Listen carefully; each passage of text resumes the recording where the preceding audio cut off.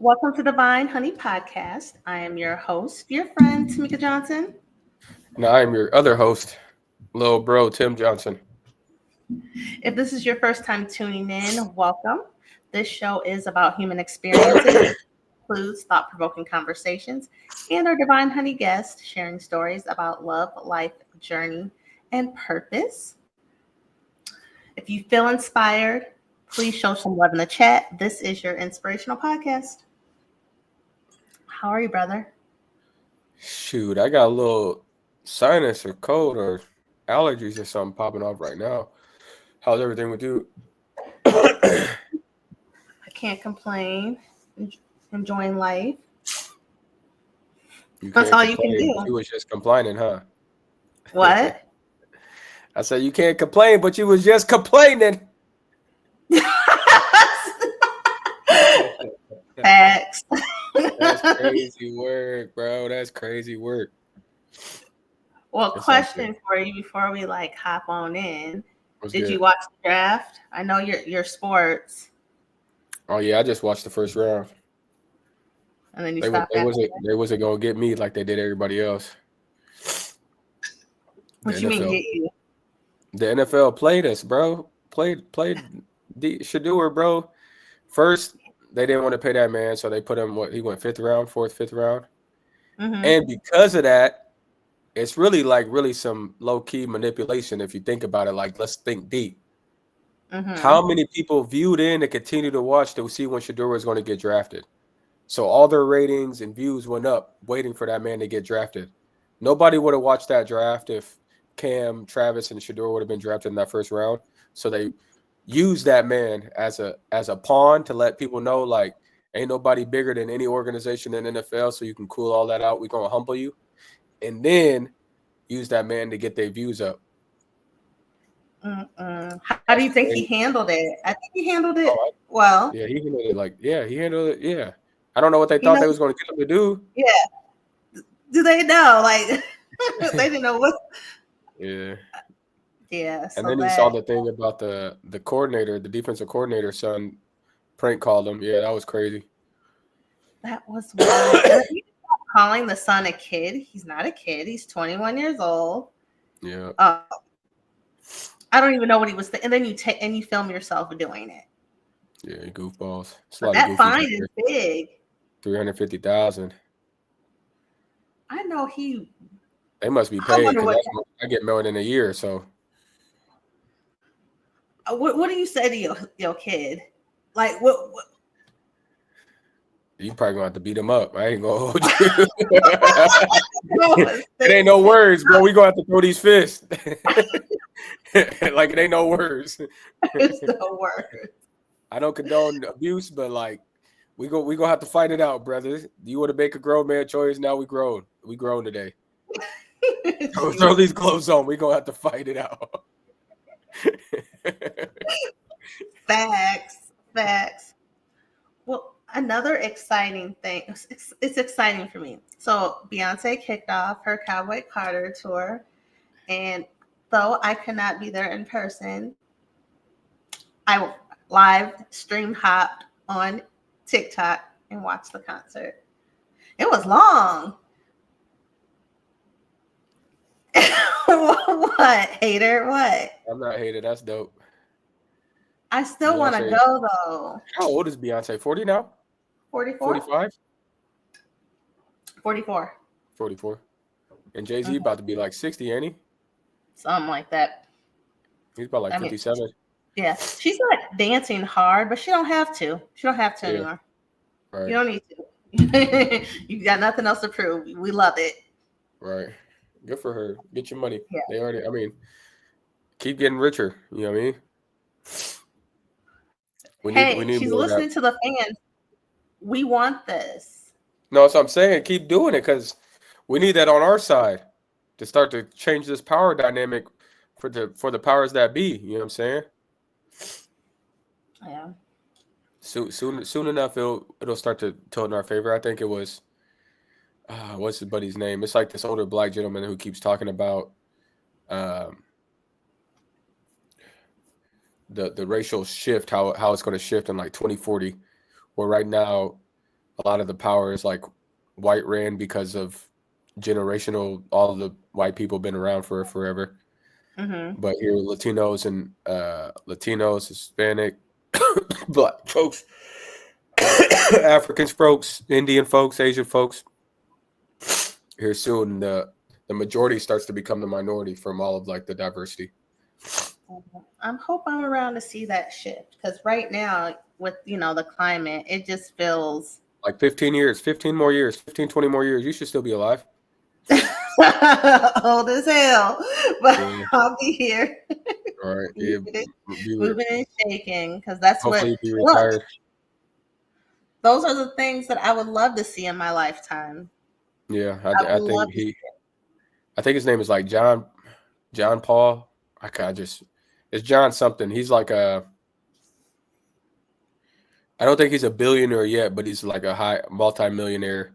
He does like Mhm. real estate and all that stuff. Super cool dude. But yeah, he talks a lot about it because they kept asking him all about DEI and all that. And he's like, you know what? This is the thing. Everybody spends money. So regardless of how you want to shape it with this merit stuff and all of that stuff is irrelevant because everybody spends money. You should want to Mhm. promote the market so that everybody wants to spend money because here soon, about 15, 20 years, the majority right now becomes the minority. And then what do you do then? As far as like the economic growth and all that goes. Well, we gonna It's, pray. yeah, interesting take. We gonna pray, and we gonna keep doing the work and keep having the conversations and get out here, and even when it feels hopeless, like because that goalpost just keeps moving. it Yeah. feels it feels like it's very, very hard to live right now. Yeah. But So you got to keep your family close. Keep God in the center.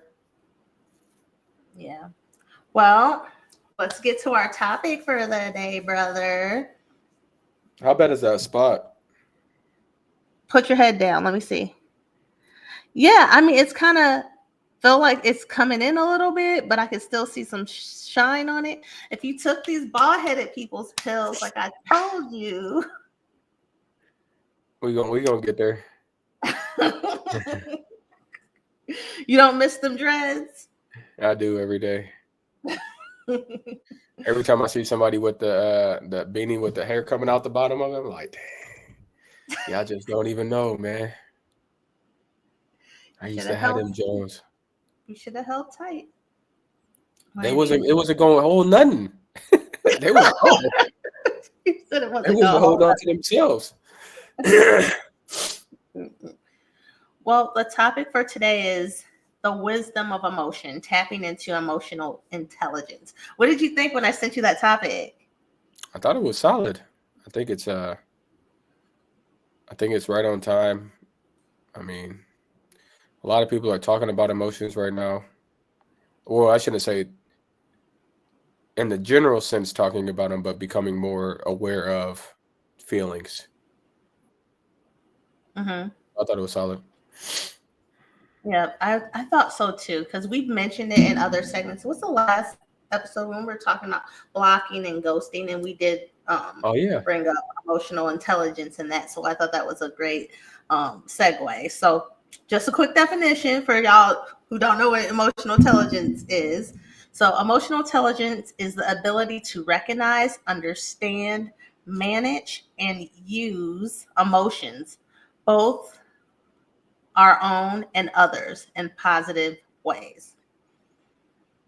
So I think that's about right. So I was thinking about why does emotional intelligence matter? Now let's start with yourself. We can talk about with other people, but it starts with us, right? So why does it matter for personal self? Do you want to answer first, or you want me to? Okay, I'll go ahead. I think Yeah. it matters for personal self. I because you need to be able to regulate your emotions, understand what's going on, and feel it, process it, and be able to articulate. I think having some level of emotional intelligence for yourself Um, it gives you the ability to communicate and also advocate for yourself. Right. Bad emotions are okay. Sadness is okay. You cannot have joy all the time. So all the different levels of emotions do benefit you. Right. What's your thoughts? Yeah, I was just gonna say so you don't crash out, man. Like Yeah.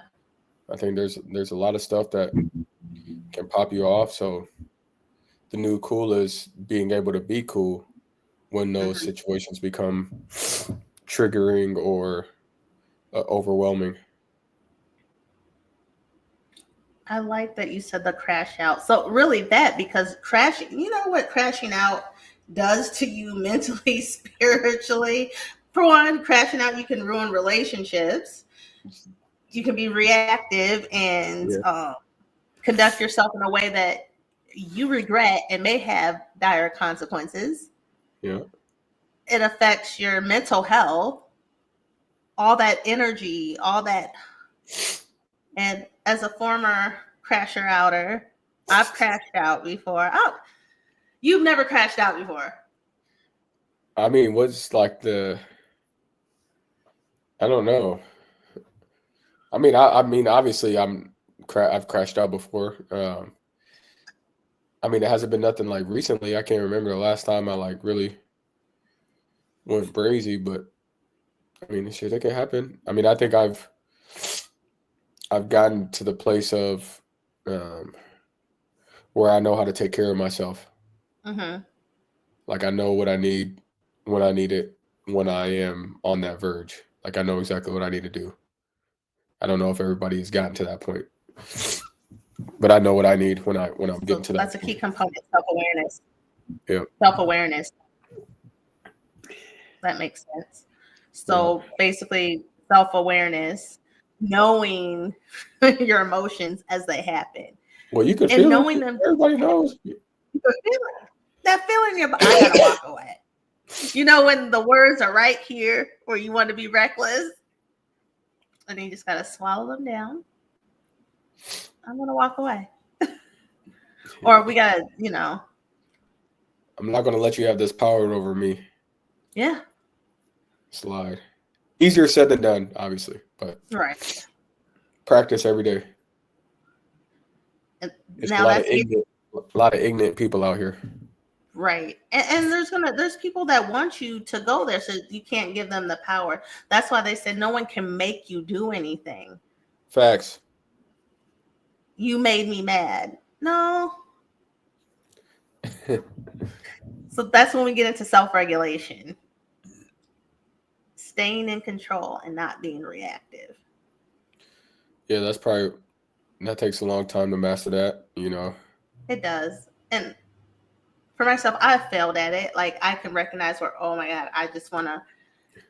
Have you ever typed some shit? I've typed some shit out and I read it. I was like, yeah. Yeah. Though I was almost there, I felt like that was some regulation. Let me just, you know. Yeah, no, I hear you. It's knowing yourself, being able to stay in control of yourself, and then also not showing it so that other people can see it as well. That's a good one. Because your nonverbals will tell a story. Just because you're not saying it like speaking it with language, your nonverbals tell a lot too. So being aware of what your face is doing, what your arms are doing, what your eyes are doing, if your nostrils flare up, if you're still engaged or disengaged, if you're shutting down, like Mm-hmm. all of those are signs to the observant eye that you're frustrated or angry. And a lot of times we don't want to give, like you had just mentioned, we don't want to give that power up to let other people know that this is how we're feeling, because now that counts against you depending on the meeting structure or the meeting that you're in. There's already like a target on you, and then once you show those ill-advised emotions, Mm-hmm. now you might miss out on the promotion, Now you might get that label of, oh, you can't invite Tim nowhere. He shuts down too much, or you can't invite Tim nowhere because he always got an attitude, or you can't invite Tim nowhere because he don't listen. But those could all be signs of frustration because I'm showing it physically, and you can see it on me. And they damage relationships. Yeah. All said it damages relationships. So, in the importance, like in your relationship, do you think you have emotional intelligence? Like with my wife. Yes. Oh yeah. I think And I think with every relationship I have it. mm-hmm. You know, I know when, like, with the guys, depending on what we're talking about, if I don't keep going, I can change the subject, no problem. If people don't even pay attention that I'm changing the subject, or if they're talking about something that I just don't even want to talk about no more because I'm done arguing my point. Because sometimes you get with people where it's like they have to be right, and I'm like, you can have it, you can be right. Like, this only speaking opinions. Ain't no facts in this. You can have it. I'm not tripping. My But ego ain't that big. You got it. you're good at the transition. I've seen you. Yeah. I can't transition. Like if I feel like I'm gonna let you in, I'm just gonna be quiet. But then now I'm quiet and it shows. Oh, she got an attitude. Yeah. You got to be able Probably. to let it go. You got to be able to let it go, bruh. But I will say this: another thing that emotional intelligence looks like. I think sometimes I don't know for women, maybe we think it looks like somebody being very emotional with you when sometimes it's not even that. Like with you, I've talked to you about some things, but you actually understood where I was coming from. But you were just matter of fact. You're like, oh, you just probably felt let down in that situation. And I was like, yeah. So for me, I felt seen. Well, a lot of times, man, it's an observation skill to have when you can be a listener, Mm-hmm. because not everybody's really listening, and I think because we're not always listening in a way to comprehend or understand Mm-hmm. versus to respond. That's when all of, like, the fights and things happen. Yeah. You know, that's where all the misunderstandings happens, because I think that you're listening to me, but you're not listening. You're just you are listening with your ears, but to hear certain things, to respond to those. But you're not really listening to my message and understanding where I'm coming from in my message, so that we can figure out where we stand as far as foundationally. There's two forms of that. And I think that's why, and I don't even think, bro, I feel like that's like almost like a no. Like, I'm about 95% sure, like, a lot of shit stuff happens, pops off, crashing out, because we really not listening to each other, because we're so in our world, we're moving so fast, and I have to prove something, or we have to be right on this, where we can't just sit down and break bread to understand each other. I think that's been lost because of the speed, I and can nobody say has that. time, I guess. Or the one thing you said, understanding where a person's coming from. Because when we're listening and we're talking, we're only trying to get across what we're saying and not hearing the other person and vice versa. Facts. I don't know. I Else say were practice it, like, truly practice it. Like, even with people that you're frustrated with or you don't really get along with, just listen sometimes. Like, I've even gotten to, like, even in some meetings, mm-hmm. I won't even talk the whole meeting. And they'll be like, Tim, you got anything to say? I'm like, no, I mean, I'm not one that needs to, like, to be heard. Like, I don't need to be heard. If Gotcha. everything has been said and I agree, I don't need to add my 2 cents in just for the sake of being heard. Oh, that's in meetings. Look, and this happens a lot in the workplace where someone said the whole thing and now another person interjects and says it takes another 5 minutes to say the same thing. And I'm like, oh my God, you just gotta talk, don't you? Yeah, yeah. I used to be like that though. Yeah. And then I've also learned about myself is that I'm a fast processor. Mm-hmm. So I've been trying to practice on not being the first person to speak so that everybody else can have an opportunity to speak. I feel like that's a part of like emotional intelligence because I don't want people to feel like I'm hogging all the space because I can understand pretty quick. I want everybody to have that same feeling that they are seen and heard so I can take a step back and not feel no way about it. I'd rather for other people to speak in the first place. So you're a fast processor, or I'm a slow processor. Like, meaning, like, if we had a conversation, so I will think about it later, and I'd be like, wait, hold the hell up. I'm like, wait, they were really saying.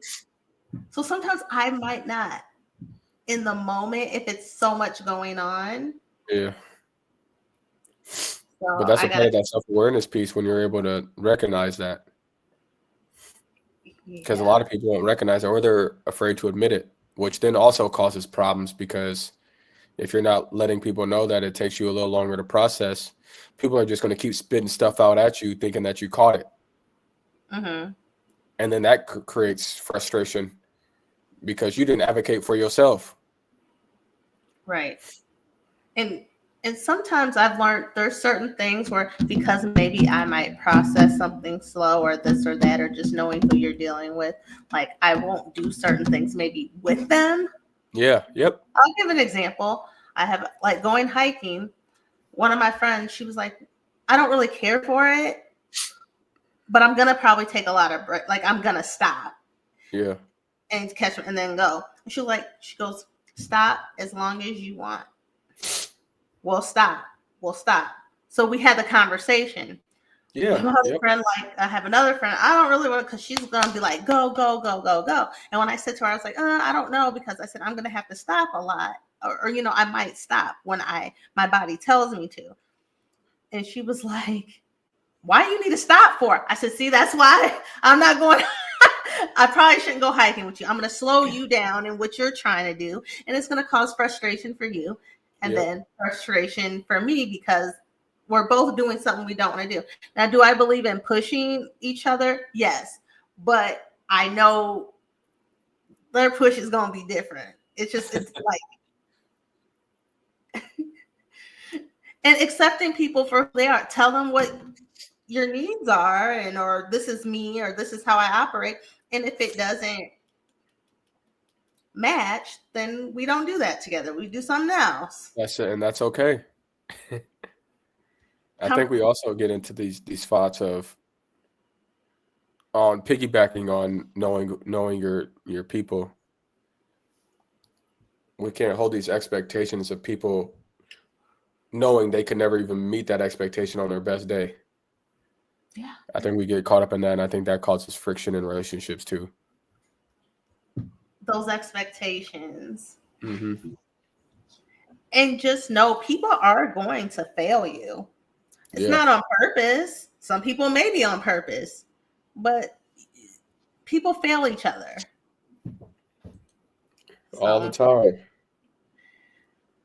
so the thing about feelings, and I'm glad I had a man to talk about this. So I've been I'm online and I see a lot of men, talking about feelings. So a part of like why emotions can be, your wisdom. Um, you can use them as wisdom instead of pushing them down. You can ask, "What is these emotions trying to teach me?"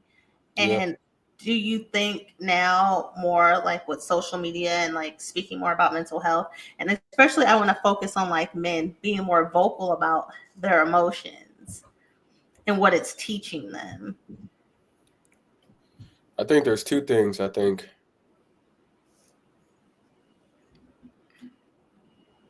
being vulnerable is already so hard, and if it has never been like a role model for you, that can create a challenge to be vulnerable. Mm-hmm. I think also depending on the relationship. So like even if it's the homies, a sibling, or your partner, there needs to be almost like a therapeutic relationship. There has to be a foundation of trust. because I got to know that I can be able to tell you this, that I'm hurting, and you not holding that over me or against me. And it takes a while to get to that point with somebody, Oh, because for sure.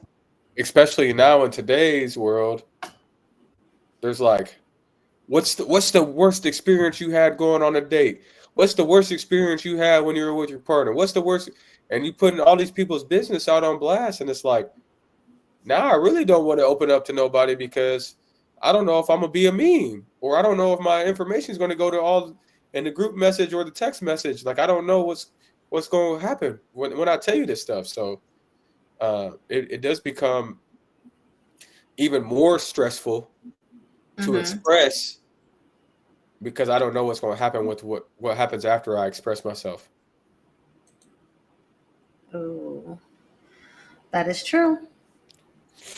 But I still don't think it should be an excuse to not express, especially if it's like with a spouse or a significant other, Mm-hmm. because once you continue to build that, that then leads to resentment within your relationship, and then that's ultimately like, once that resentment grows, it's like a rock and that you can't break. It's like metal, don't break, steel, you can't break it, and it just gets harder and harder and harder and harder, and then now you file the divorce papers.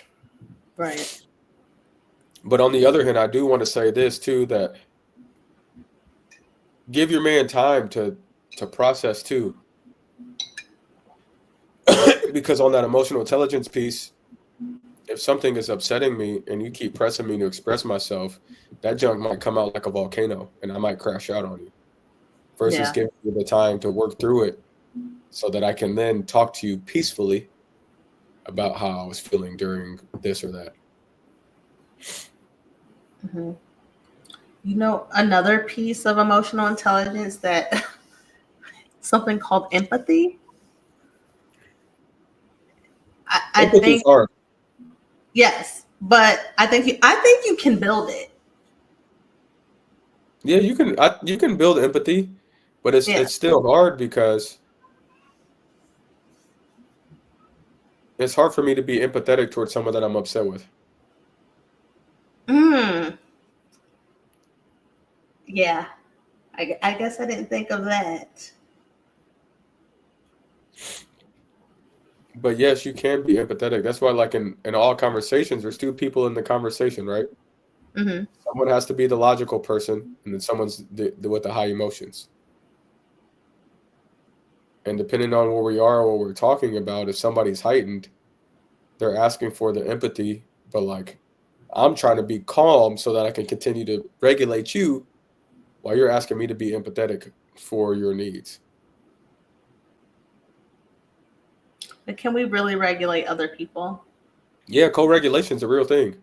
Is it? I never heard Yeah, of that. yeah, Co-regulate. co-regulation's a real thing. Usually, like, um, giving a hug, or holding hands, or sitting there with somebody holding a hand, rubbing their back. Just one person needs to be calm, and while the other person is heightened, and then it slowly comes down together. Oh, I learned something. Okay. But it's hard, man. Like, we try to teach teachers that in Des Moines about co-regulation. They're like, the Hmm. kids won't calm down. I'm like, because you're heightened with the kids.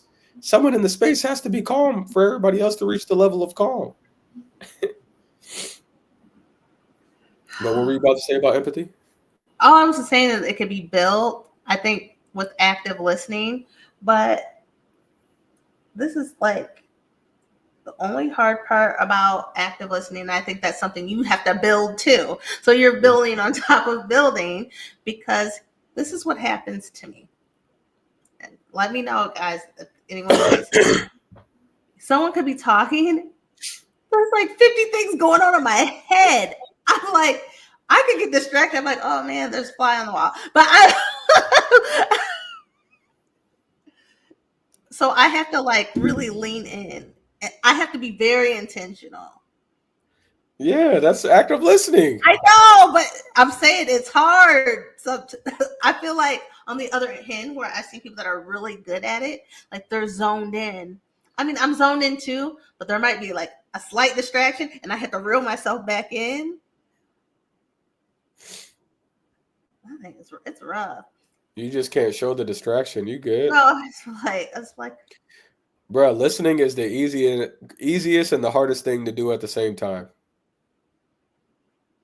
It don't take much to listen, no.